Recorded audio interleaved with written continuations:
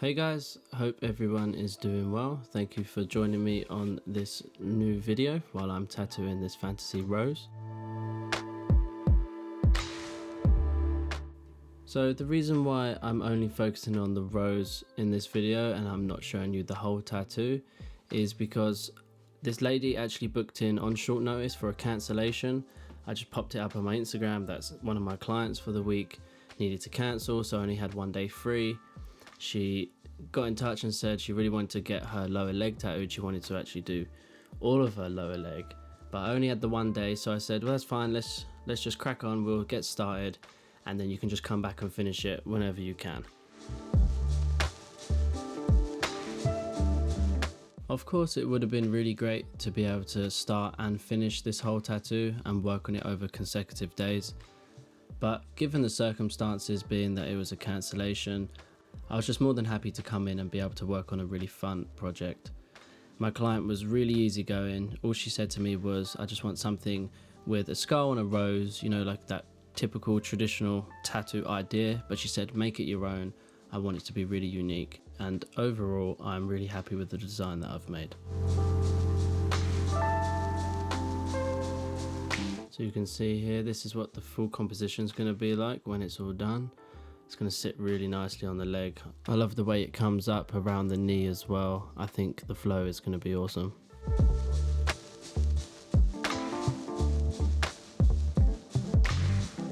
So if I were asked to define the two styles that I specialize in, fantasy realism and photorealism, I would say that photorealism is as obvious as it sounds.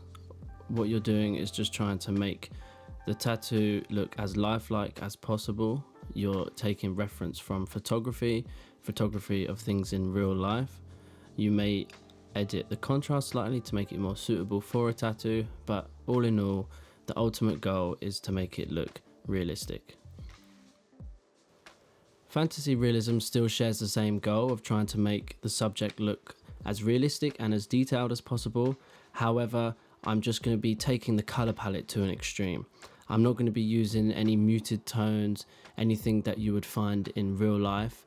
I'm just going to be exaggerating everything. So for me, my favorite colors that I like to use is a blend from blue to pink with purple as the mid color, as like when I blend them across. And that's just my favorite color palette to use. Sometimes I'll use really bright yellows and some oranges as well. But the main thing is I'm exaggerating the colors. I'm using colors which won't be consistent in real life, and that is how I would define fantasy. If fantasy is a make-believe, then you can make anything, any color that you want. And I just love pinks and blues. They're my favorite. They're honestly my favorite colors to use. I would probably make every tattoo pink and blue if I was allowed, and I'll just be living my best life. But that's the main thing for me, is how I would define fantasy realism. Is you're still having realistic stuff, but just making it crazy colors. And for tattoos, I just think that's the fun of it, you know. You can have anything you want in a tattoo. That really is the beauty of it.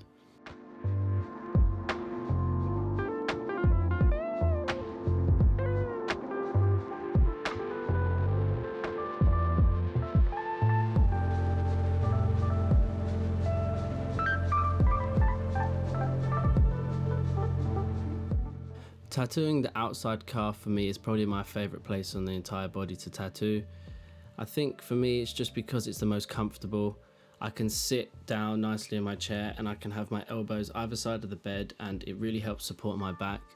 Anytime I'm tattooing somewhere else, like the upper arm or the chest or even the back, and I find I have to lean over quite a lot or even stand up to be in a good position to tattoo, it just makes the day really difficult, just because it hurts my back and strains my neck. So if I could, I would tattoo this body part every day for the rest of my life. But that being said, I'm never against tattooing other body parts. It's just a personal preference. It's probably a sign that I need to do more yoga, or at least start doing yoga, should I say.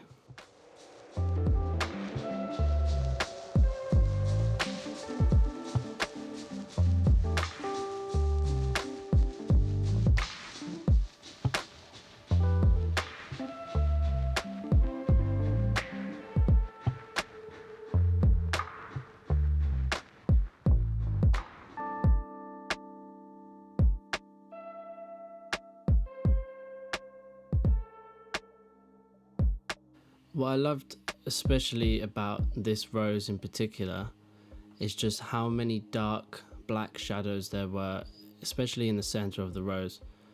For me, when I'm choosing a reference for flowers or roses in particular, I'm always looking for really high contrast. I think the best way to make a rose look as realistic as possible is if you have really harsh shadows. That way your rose can look really crispy, especially in the center right now. As you can see, I'm putting in lots of black and then just some dark purples and things like that.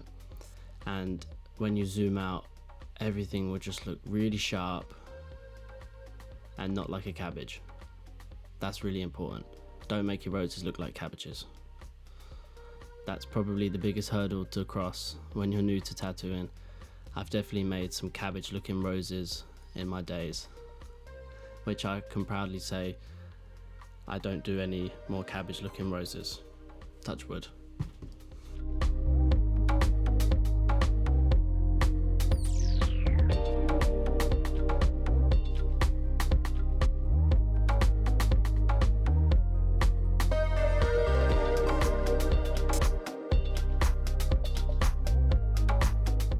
This video is actually part of 3 videos that I'm going to be releasing.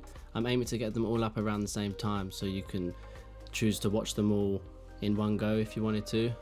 You've got this video right now, obviously the time lapse of me making the rose, and then in the beginning I've got the stencil video, so you can watch the full process start to finish of how I make the stencil, not just how I draw the stencil but also how I prepare it with the stencil machine that I use. Also, there's some real-time footage at the end of this video that you're going to see. I have the full uncut version of that's released on my YouTube channel as well. At the time that this video is up, that video will be up as well. So if you were interested in seeing exactly how I put in my white highlights, my hand movement, how much pressure it looks like I'm putting down, just things like that, that video is going to be out completely uncut, and it's a really good way for you to see exactly how my hand moves when I'm packing in color.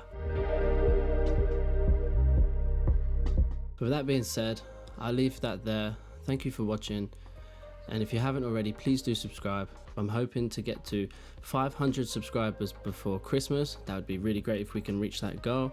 And if you did enjoy the video, please give it a thumbs up and leave a comment if you have any questions or there are any things that you would like to see me talk about in future videos. Thanks a lot everyone. See you in the next one.